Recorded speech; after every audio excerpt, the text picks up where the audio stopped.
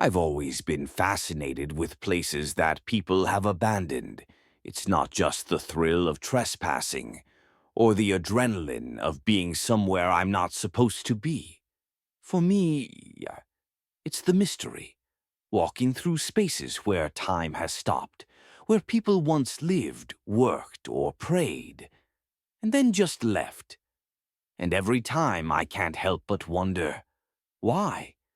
One of the most unsettling experiences I've ever had happened about 3 years ago. It was early fall, the kind of season where the days are still warm, but the nights dip into that chilling cold that makes you grateful for a jacket. I had just picked up an old camera from a thrift store, and I wanted to test it out. On a proper exploration, scrolling through satellite maps late at night, I found something strange. It wasn't a house, or a factory, or a barn. It was a cluster of buildings, hidden in the middle of a forest preserve. No roads leading to it anymore, just faint trails swallowed up by the trees. It looked like some kind of retreat. Maybe cabins, maybe an old camp, the kind of place where kids would roast marshmallows, sing around the fire. And years later, it had all just rot away. It seemed perfect.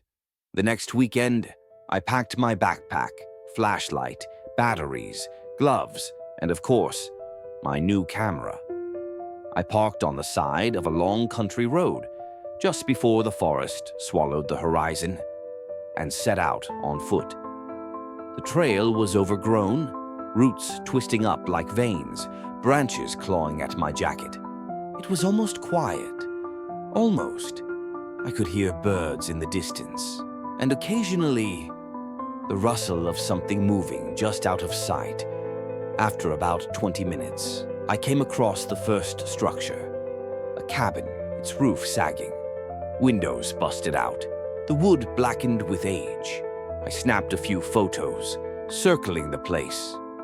Inside, there wasn't much, just a broken table, the frame of an old bunk bed, and a smell of mildew so strong it burned my nose. There were more cabins further along, all in varying states of ruin. Some had doors hanging by a single hinge. Others were so caved in, I didn't dare step inside. I was in my element, completely absorbed, until I noticed something I hadn't expected. The ground, around one of the cabins. The dirt looked disturbed, like it had been dug up and filled back in again.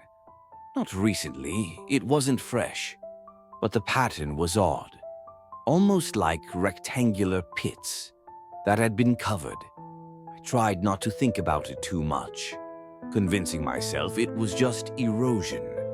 At the center of the grounds was the biggest building, a mess hall, or maybe a rec center. The windows were all boarded from the inside, the door nailed shut long ago, but the wood was soft with rot, and with a hard shove, I managed to pry my way in. The air hit me first, stale, suffocating, like it hadn't moved in decades. Dust hung in the air, catching the weak beam of my flashlight. Inside, long tables were still set up, some with metal trays left behind, as if waiting for food that never came.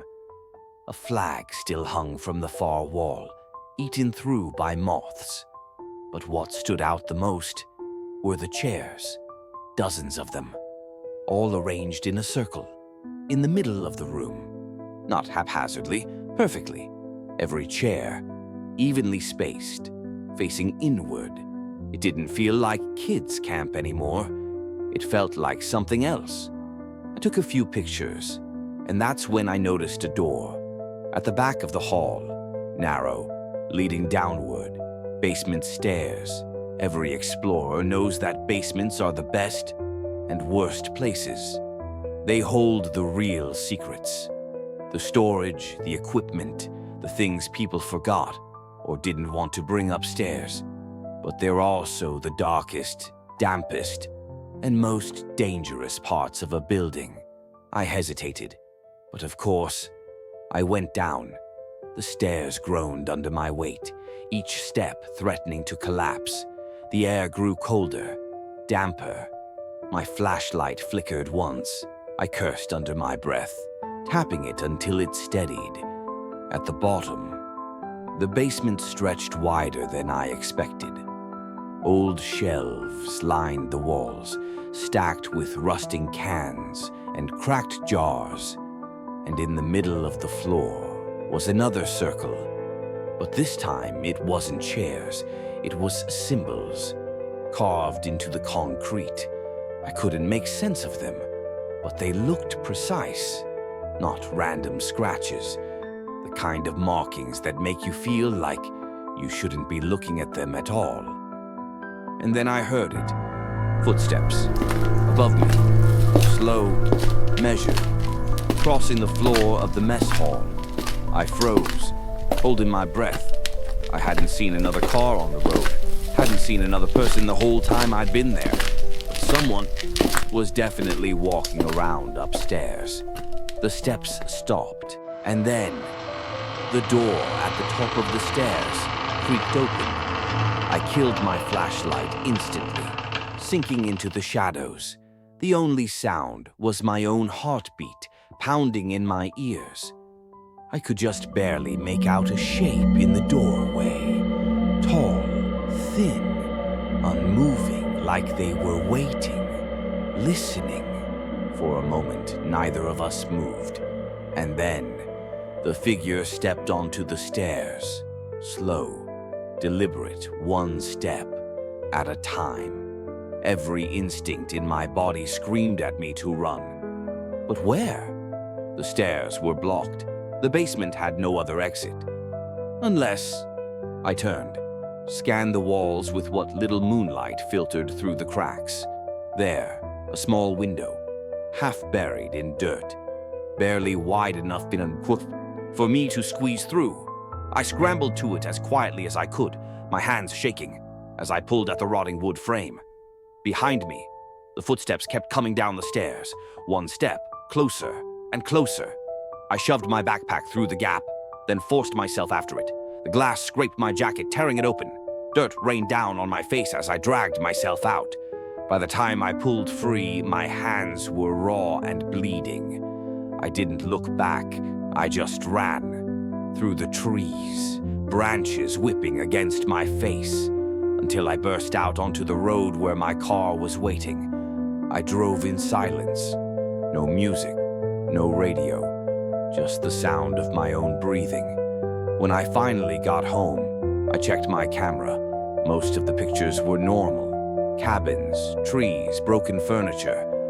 But the last one I took, the one of the chair circle in the mess hall, was different. There was someone standing behind the chairs. Someone I hadn't seen when I was there. Tall, thin. Their head tilted slightly, as if they were staring right at me. I shut the camera off and shoved it into a drawer. I haven't gone back to that camp, and sometimes, late at night, I think I hear footsteps. In my own hallway, I tell myself it's nothing. But part of me knows I didn't leave that place alone.